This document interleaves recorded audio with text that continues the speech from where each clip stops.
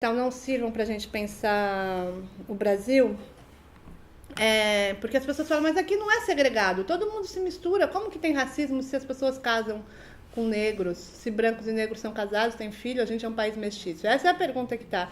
Eu sempre faço uma analogia, você já viu não existe machismo porque os homens casam com mulheres? Faz o menor sentido, entendeu? Ou seja, é a mesma. A hierarquia ela pode existir mesmo nas relações muito próximas.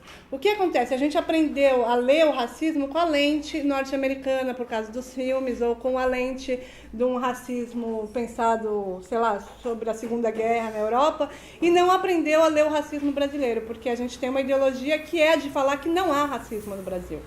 Mas para ler o racismo brasileiro, a gente tem que ler um racismo de intimidade, que vai acontecer desde o Casagrande Senzala, que é essa mulher, né, que o Gilberto Freire fala, não, mas a gente, né, foi amamentado pelas mulheres negras, né? Ou seja, realmente, não é um racismo que vai provocar um nojo em que o sujeito não pode estar perto ou não pode encostar. Mas a hierarquia e os lugares sociais, existem lugares para brancos e para negros na sociedade. Então, a gente tem que ter a leitura de um racismo de intimidade. O mito da democracia racial, eu acho que é bastante falado, mas eu vou falar de novo porque é importante para a gente pensar. É uma ideia que surge na década, ainda mais com o trabalho do Gilberto Freire, que a gente está numa democracia racial. O que é uma democracia racial? Seria igualdade entre os sujeitos brancos e negros, é isso. Igualdade de oportunidades. Agora, é muito interessante que a gente ouve no discurso das pessoas que falam que não tem racismo.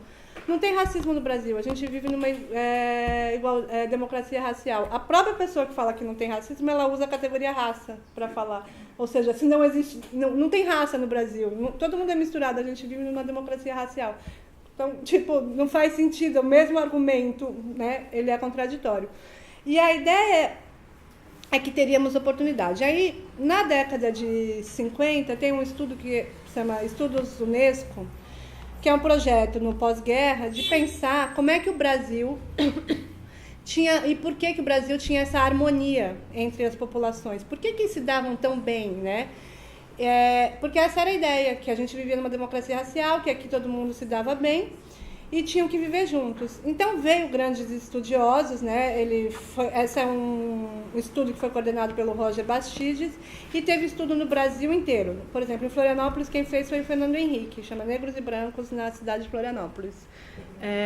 Ele que fez o mestrado dele quando ele era sociólogo. E são vários sociólogos que vão participar desse projeto, tem um que faz na Bahia, outro que faz no Rio Grande do Sul, em São Paulo quem está coordenando é o Florestan Fernandes, para pensar raça no Brasil. Eles tinham que responder para a Unesco por que nós, brasileiros, vivíamos numa harmonia racial. E foram pagos, e muito bem pagos, para isso. Não teve um dos pesquisadores que conseguiu responder que a gente vivia numa harmonia racial.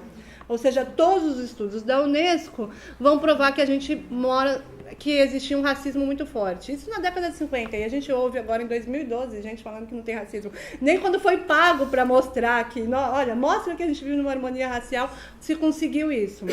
E aí o Florestan Fernandes, ele cunha o termo mito da democracia racial, que aí né, e aí vira um mito. E um mito, a Marília Chauí na primeira aula lá do curso de vocês, explicou muito bem como é que funciona um mito, né? Ele funciona que ele é maior que a experiência. Mesmo que você viva algo que é oposto do mito, você continua acreditando nele, né? Ou seja, ele funciona realmente, de fato, para que as coisas não sejam desconstruídas. E a última forma é que o racismo no Brasil, ele não é como a gente pode pensar na Ku Klux Klan nos Estados Unidos, ou uma adesão ao partido racista. Ninguém adere ao racismo no Brasil. As pessoas aprendem a ser racismo. O que quer dizer? Não é que nem assim, vou me aderir ao PSDB, vou aderir ao PT agora, eu vou fazer parte desses partidos políticos e essas ideologias me interessam. Não, a gente aprende. Nasceu no Brasil, eu acredito que nasceu no Brasil, se você não fizer um trabalho de desconstrução, você é racista. Porque não tem como. Não tem como. A gente aprende a ser racista. E aprende como? A gente olha, sei lá, imaginário social, um Senado. Todo mundo é branco, né? A gente olha o elenco da Globo no final do ano. Parece que a gente mora na Dinamarca, né? Todo mundo é branco. A gente olha a Bolsa de Valores, que são lugares de poder. Todo mundo é branco. As capas de revista de pessoas bonitas, todo mundo é branco. Né? Bonitas, né? E aí, essa foto do Carnaval de Salvador, que é quem consegue pagar para pular o Carnaval tá dentro e quem não consegue tá fora. Tem uma, muda a cor, gente. É um apartheid social, né?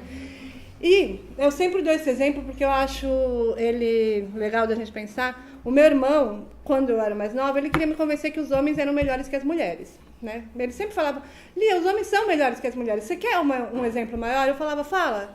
Ele falava o seguinte, olha, você vê, as mulheres cozinham todos os dias, mas quando você vê um grande cozinheiro, o chefe, ele é homem. Ou seja, os homens são melhores que as mulheres. O que é esse pensamento? É um pensamento infantil, mas ele funciona para a gente aprender a ser racista. Se só tem branco em lugar de poder, logo, os brancos são melhores. Ou seja, as pessoas vão aprendendo a ser racista, né? Elas têm um aprendizado diário, que é o aprendizado de que há lugares para brancos e há lugares para negros. Não à toa, quando a gente vê a exceção da regra, que são os negros que socialmente eles têm dinheiro, etc. e tal, a pessoa pode falar, eu fui confundida com uma babá. Ela não é uma babá, mas ela foi confundida com uma babá. Por que ela é confundida com uma babá? Porque o lugar dela é de babá. Ou seja, há lugares para brancos e negros na sociedade brasileira e as pessoas acreditam. Tanto que quando não estão nesses lugares, as pessoas estranham. E aí, gente...